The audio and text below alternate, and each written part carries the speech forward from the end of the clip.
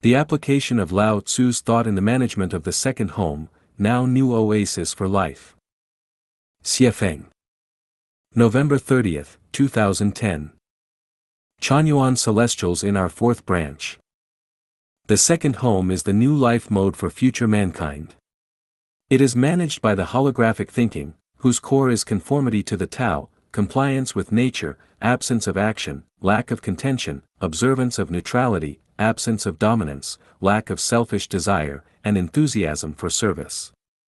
Specifically speaking, the management method of holographic thinking means following the way of the greatest creator, running everything according to the program of nature and according to man's origin of nature, avoiding the extreme employment of man's intelligence and wisdom, staying away from all measures and methods that are likely to lead to contention, argument, and fight, refraining from radical behaviors, making no rules, regulations, laws, commandments, and orders, eliminating all private ownership, and trying every effort to bring out the sincerity, kindness, beauty, faith, trust, and peace in human character.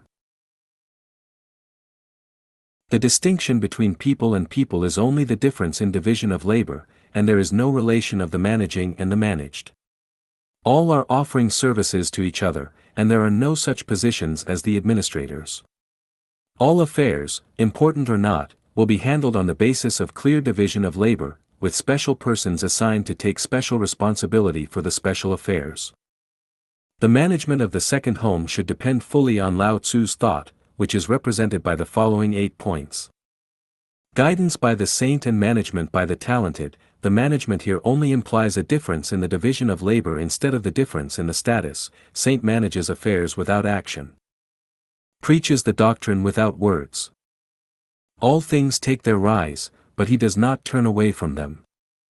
He gives them life, but does not take possession of them. He acts, but does not appropriate. Accomplishes, but claims no credit. It is because he lays claim to no credit that the credit cannot be taken away from him. Exalt not the wise, prize not rare objects, shut out from sight the things of desire. And the cunning ones shall not presume to interfere. In his dwelling, the sage loves the lowly earth. In his heart, he loves what is profound. In his relations with others, he loves kindness. In his words, he loves sincerity. In government, he loves peace.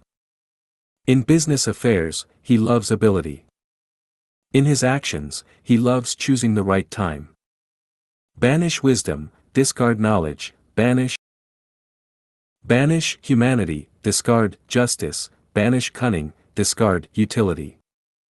Embraces the one core principle, thinking or method etc., in everything you do. Eschew excess, eschew extravagance, eschew pride. Govern the home with justice, not with human wisdom, do away with taboos, sharp weapons, skills of technique, and statutes. Despise not their dwellings, dislike not their progeny. From the above 8 points, it can be known that there should be invisible saints in the second home, who do not guide with preaching, but with wordless examples, who create things silently but do not take possession of them, and who serve all creatures but do not claim credit for their services. Do not flaunt the worthy and talented, do not distinguish the superior from the inferior. The rarer a thing is, the less use it will be put to. Do not set up things that may stimulate a person's selfish desire. Leave no loopholes and market for the deceiving and cunning persons to act wildly against the law and public opinion.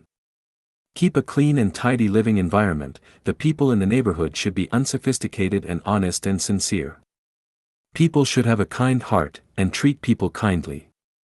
They should seek truth from facts, tell things as they really are, and keep their promises.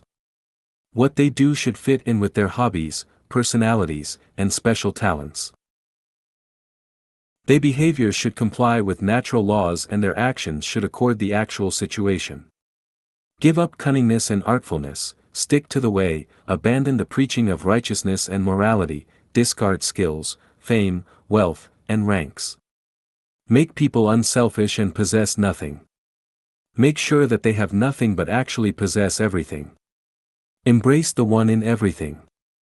Revere and believe in the only greatest creator in the universe. Abide by the overall arrangement of the only government in the whole world. There will be only one person responsible for everything. Do not have a life of luxury, and do not waste. Practice moderation in everything. Do not overdo. All affairs and arrangements of the second home should be made public so that everyone has a clear knowledge of them. Do not engage in secretive management, do not practice superstition. People should stick to facts, science, logic, and spiritual perception. There should be few prohibitions, commandments, terms, and taboos in the second home. The second home should never possess any swords, spears, rods, and other weapons specially to harm others. It should not sing praise of people's cleverness and skills, it should make people live and work in peace and contentment and enjoy the ordinary life.